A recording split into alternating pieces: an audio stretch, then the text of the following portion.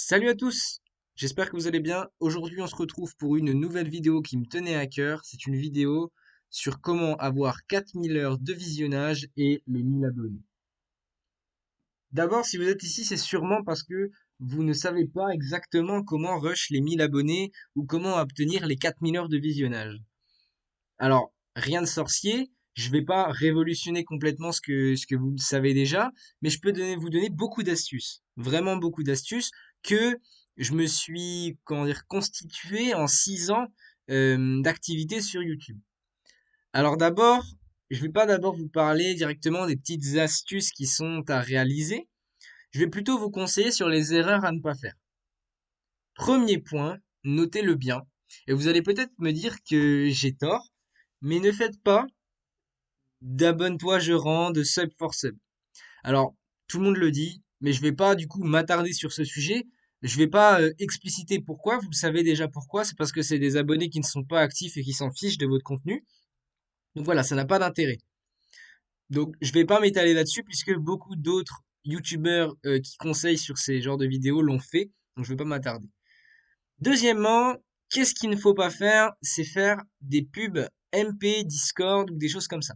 Ce que vous pouvez faire pour vos publicités, et ce que je vous conseille, c'est plutôt d'essayer de trouver des petits serveurs Discord qui développent leur communauté et qui ne savent pas exactement comment avoir plus de vues. Eh bien, en fait, vous avez juste à aller les contacter. Vous essayez de voir s'ils ont un staff de plus de 5-6 personnes. S'ils ont une équipe de staff de plus de 5-6 personnes, en fait, c'est génial pour vous. Pourquoi? Parce que ça vous fera 5 abonnés et 5 viewers en plus. Et en fait, ces gens-là, vous allez leur faire une publicité pour leur Discord via vos lives, vos vidéos, etc. Donc eux, ils sont totalement gagnants. Et vous, en fait, dès que vous allez sortir une vidéo, vous allez leur demander pour qu'en fait vous puissiez, euh, comment dire, faire la publicité en fait sur leur serveur Discord de de vos vidéos. Donc, le concept, il est assez simple, hein. C'est pas une publicité hyper recherchée, et je pense que tout le monde peut le faire. Bien évidemment, si vous faites des vidéos sur les animés, vous n'allez pas aller sur un serveur gaming. Et inversement, si vous faites du gaming, vous n'allez pas forcément aller sur des serveurs animés. Donc, il faut cibler tout de même euh, sa publicité, mais voyez gros, si vous n'avez que 50 abonnés, si vous faites 20 vues par vidéo, le serveur Discord serait bête tout de même de refuser parce que vous avez quand même du contenu. Vous avez quand même du contenu et vous n'avez pas à forcément aller directement vers ces gens-là.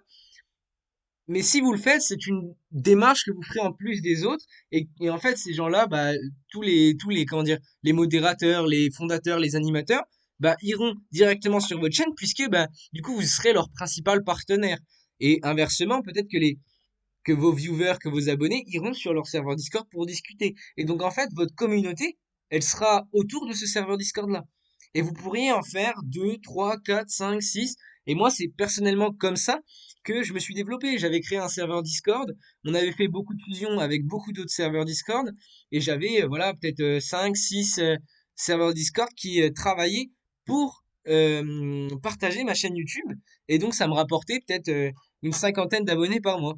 Donc c'est très intéressant, il faut y penser, il faut y réfléchir, il faut aussi, comment dire, ne pas être trop hop direct avec les gens, mais il faut savoir leur parler et comment leur parler. Deuxièmement, donc, pour rush les abonnés, voilà, c'est une de mes stratégies que j'ai faites, mais il y en a d'autres. Enfin, il y en a d'autres. Il y en a qui vont en complément de ça. En fait, il faut combiner à peu près toutes les techniques que je vous donne, il faut les combiner, il faut les faire ensemble, et pour que ça fonctionne encore mieux, il faut vraiment que vous travaillez et que vous les travaillez tout ensemble. Donc, vous devez faire aussi des lives, si vous pouvez. Si vous ne pouvez pas, je comprendrai totalement que vous ne puissiez pas. Si vous avez, je crois que c'est 100 abonnés, c'est pas un drame.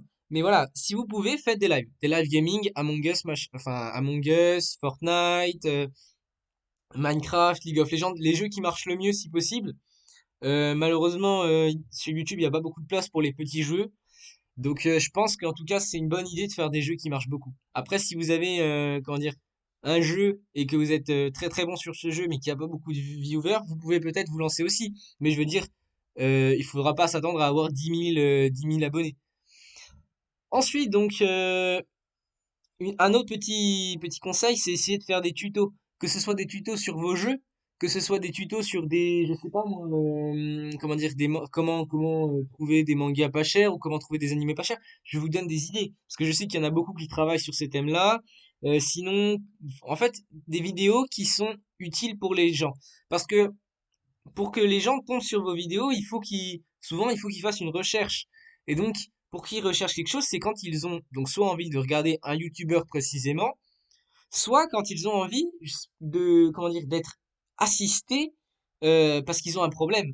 Donc, si vous proposez une vidéo pour résoudre ce problème, vous allez attirer tous ces gens-là et ça va vous faire donc quelques abonnés, mais surtout des heures de visionnage parce qu'en fait, les gens qui ont un problème, ils vont regarder la vidéo jusqu'à ce que vous ayez résolu leur problème. Donc c'est là que les gens vont vous faire des heures de visionnage. Bien évidemment, c'est pas facile, mais si vous en sortez beaucoup et que vous le laissez tourner pendant un an, elle vous fera des vues permanentes. Moi personnellement, j'ai une vidéo que j'ai sortie qui a fait 18 000 vues, elle me rapporte presque 100 vues par mois, sans que je fasse rien. Et j'en ai une autre qui m'a fait 50 vues, alors qu'elle est sortie il y a un an, elle m'a fait 50 vues ce mois-ci, donc elle va peut-être exploser. Et aussi, un autre petit conseil, si vous avez sorti une vidéo il y a 6 mois, 7 mois, qu'elle est toujours d'actualité, mais qu'elle a fait 10 vues, 20 vues, 30 vues, vous la supprimez, vous la ressortez. Et vous essayez de changer soit la miniature, soit le titre, soit les tags. Vous essayez de tout rechanger et vous la repostez comme si c'était une vidéo nouvelle, vu que personne ne l'avait vue, personne n'y verra rien. Et en fait, vous allez comment dire, la remettre dans l'algorithme YouTube et vous allez peut-être, pourquoi pas, mieux la référencer. Elle va peut-être être mieux référencée, elle va faire du coup plus de vues, elle va toucher un plus large public.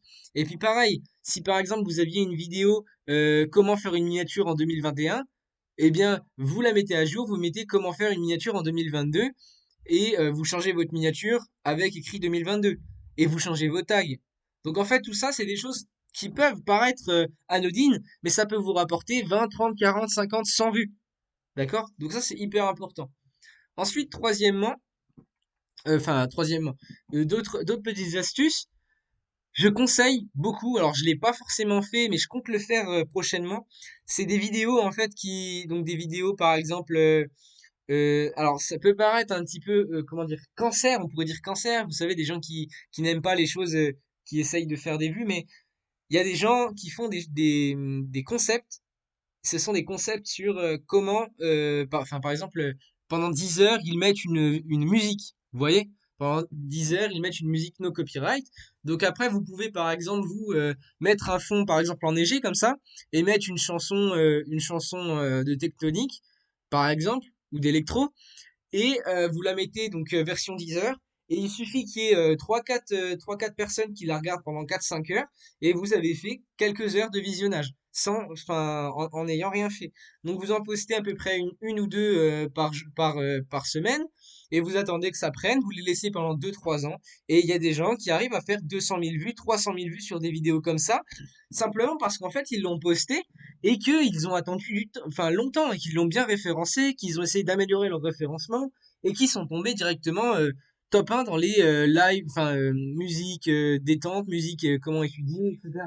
Et donc, même si ça vous rapporte pas beaucoup de vues, même si ça vous rapporte 2 vues, ça vous prend, pardon, très peu de temps, et puis ça peut potentiellement vous apporter des choses. Alors ça, c'est un concept qui peut paraître un peu polluant pour votre chaîne YouTube, mais je vous conseille quand même tout de même d'essayer de le faire. Si jamais ça marche pas, bah tant pis. Mais si ça marche, croyez-moi, ça peut vous rapporter beaucoup de visionnage et d'abonnés. Ensuite, vous pouvez, vous devez vous élargir. Élargir votre domaine comment dire, il faut élargir votre domaine en fait pour travailler avec le plus de gens possible et toucher le plus de gens possible.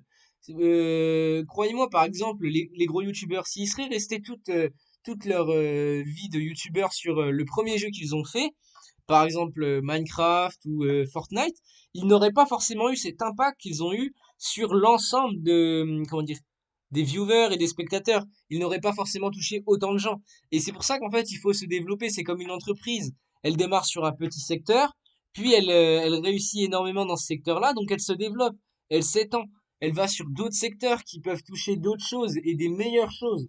Donc, en fait, c'est vraiment quelque chose qui permet justement de développer cet aspect-là. D'accord?